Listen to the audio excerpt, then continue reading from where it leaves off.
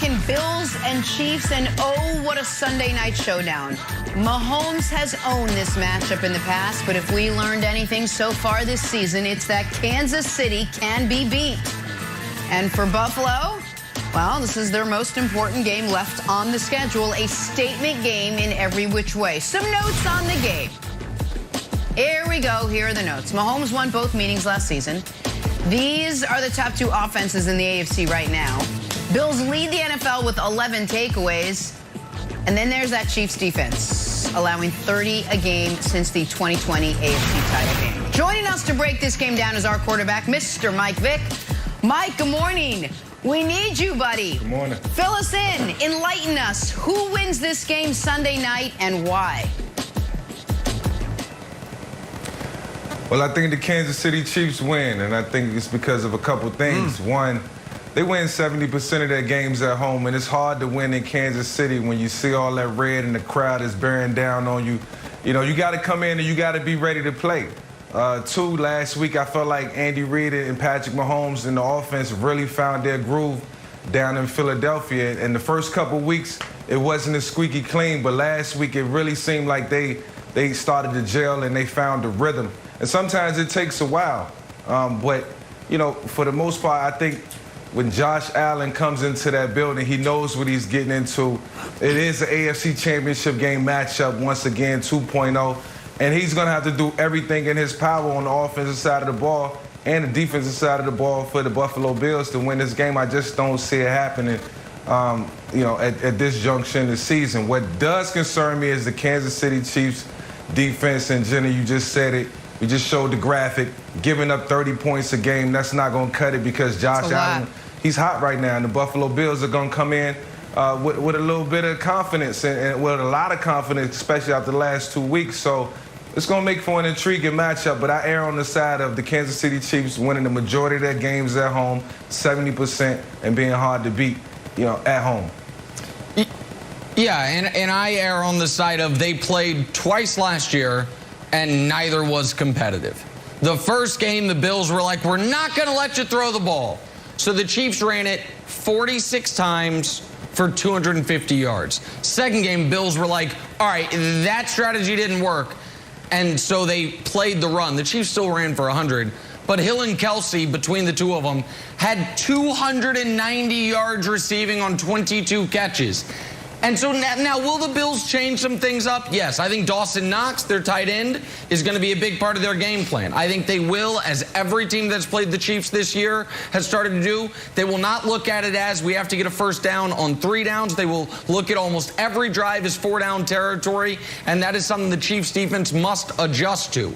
But I understand the glee, Wilds, that you and others, Broussard somewhat, but not so much because he still has the Chiefs in the Super Bowl, but have taken in the fact that the Chiefs defense has been terrible.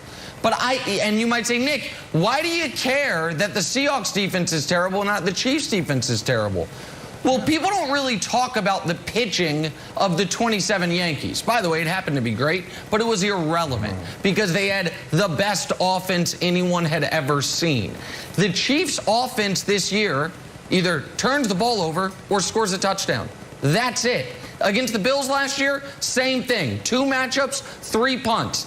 And when we really look at this Chiefs season, they lost focus for 2 quarters. The fourth quarter against Baltimore, they turn it over 2 out of 3 possessions. The first quarter against the Chargers, they turn it over 3 straight possessions. Other than that, no one has stopped the offense. They've only stopped themselves. So do I think, Wilds, that Buffalo is going to go into Kansas City and score 40? Because that's what it's going to take. You're going to need to score 40. I do not. Do I think the Bills' defense is ready for the jump from Davis Mills to Patrick Mahomes? I do not. So do I think this will be a blowout? No, I don't think it'll be a blowout. But I think you and Broussard acting like the wrong team is favored is pretty ludicrous, at least in my opinion. Okay. I mean, Broussard, I am a simple guy. When I see a team with the second worst defense, which is trending towards a historically bad defense, I say, you know what? Not great. That's it. I'm a simple. When I see the lowly Eagles run the ball up and down the field, and have Jalen Hurts combined for 434 yards through the air and on the ground, I think, you know what? Not good. And I know Nick likes to take shots at the Bills because they're blanking terrible teams. Okay, well, the Eagles are a terrible team. And you let Jalen Hurts cook you up all over the place. So, yeah, I am concerned. Baker cooked you up, Lamar cooked you up, Justin Herbert cooked you up, and Jalen Hurts cooked you up. So now you've got Josh Allen, who might be better than all those guys.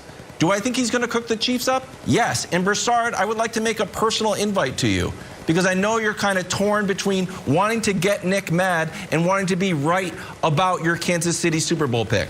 Well, let me tell you, my friend, this one is way more fun. This one, it's way more fun to live here and get Nick mad than it is to be right about your Super Bowl pick. So come on over. You can still be like, I picked him, but it is more fun. Just make the choice. It's a delight to be in this side of the ball. Well, look, Nick is big, as am I, on pick integrity, take integrity. So I won't make another Super Bowl pick until before the playoffs, right? That's when we'll do our next picks. And we'll see if I stick with the Chiefs. But right now, I am in on Kansas City getting there. But, Nick, you are undoubtedly downplaying their poor defense. And, look, you stick your chest out. You got a little bass in your voice. And you're braggadocious about the defense. That doesn't work, all right? Because you were the same way about them going 20-0. All right, and we saw how that worked. And then it was 19-1, and we saw how that worked. So I'm not going for that. All right, I want to pose this question to Michael Vick. The defense, from a quarterback's eyes, you're looking at that defense. What do you see that makes it so bad or has made it so bad thus far this season? And if you were entering this game as the starting quarterback against the Chiefs, what would you be thinking? I got to be thinking you'd be licking your chops. Like, oh, I'm about to have a big game. Let's just hope our defense can hold up against their offense. So answer those questions for me, Mike. Now, Chris, I think you just said it. I mean, on the offensive side of the ball, you know, look, that defense giving up a lot of points, whether it's in the run game or the pass game, and we just got to exploit that. We got to find out what the voids are in the defense, and we got to attack. And most of the time, your game plan is going to be catered towards what their deficiencies are. But most importantly, your defense got to stop Patrick Mahomes. So while we know we're going to score points on offense, I still would be worried about our defense shutting down Patrick Mahomes and the Kansas City Chiefs, because that's going to be the telltale sign if we win this game and get out of the stadium with a win. So you just said it, Chris. We're going to score the points, but can our defense step up and stop Patrick? And they know the answer to that's no. They're not going to have Matt Milano, who might be their best defensive player. The Chiefs spotted him 9 points in the AFC Championship game last year. If you guys remember, the Chiefs had, it was Buffalo field goal, Chiefs 3 and out. Then the Chiefs muffed a punt on the 3-yard line. Buffalo's up 9-0. It is then a 38-6 run. And Buffalo's schedule works against them at this point. They have played one game that was not a blowout. They lost it. They have played 0 quality quarterbacks, and they know this is the only truly meaningful game they will play for 4 months. Nothing will matter for them to really believe they can go to the Super Bowl if they can't go to Kansas City and win. To act like the nerves are not on the Chiefs' side of things in a positive manner is ludicrous. And yes, the Chiefs' defense has been terrible. They also have not lost a single game this year because of their defense. The defense was bad against Baltimore. If Clyde Edwards-Helaire doesn't have his first fumble of his career, they win it. Against the Chargers, they turned the ball over on 3 straight possessions to open the game. That's why they lost. Wilds keeps bringing up Philly as if that game was not 42-23 with a minute left.